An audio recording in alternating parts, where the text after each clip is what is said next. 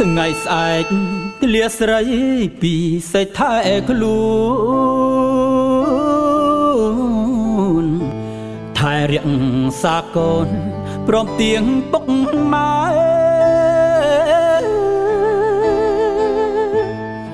បងត្រូវទៅឆ្ងាយច្រើនឆ្នាំច្រើនខែយើងឃ្លាតព្រោះតែជីវភាពគ្រួសារបងឃ្លាតឆ្ងាយពិតតែចិត្តនឹកអូនគុំបារម្ភស្ងួនថាបងសាវ៉ា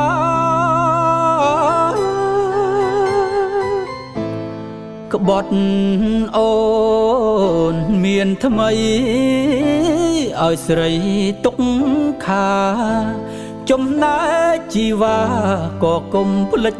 ប្តី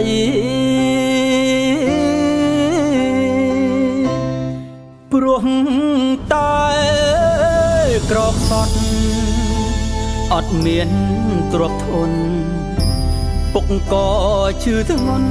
ប្រពន្ធកូនខ្ចី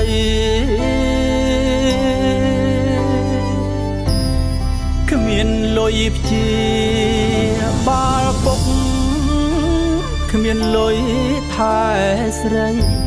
ចំណែកម្ដាយថ្លៃក៏ចាស់ជរី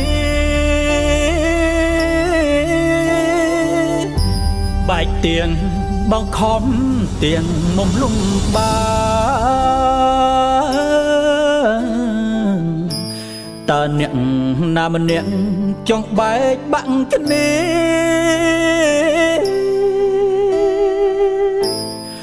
ទៅធ្វើពលករក្រែងបានធូរធាកុំអើយវេទនាដូចជាថ្ងៃនេះ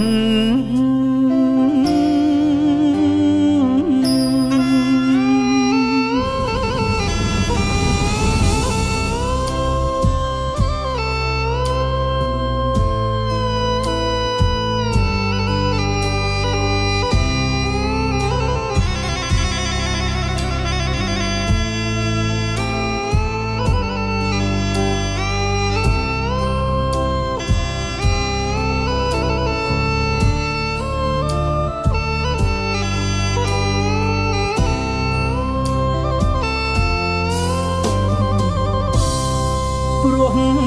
តែក្រកសត់អត់មានទ្រព្យធនពុកក៏ឈឺធ្ងន់ប្រពន្ធកូនខ្ចី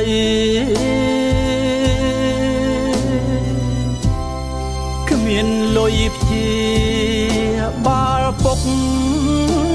គ្មានលុយថែស្រី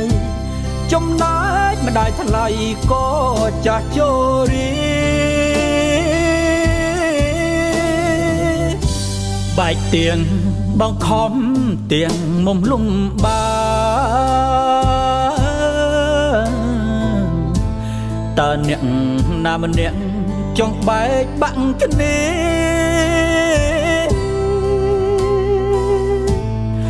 ទៅធ្វើពលករក្រែងបានធូរធាកុំអើយវេទនាដូចជាថ្ងៃនេះ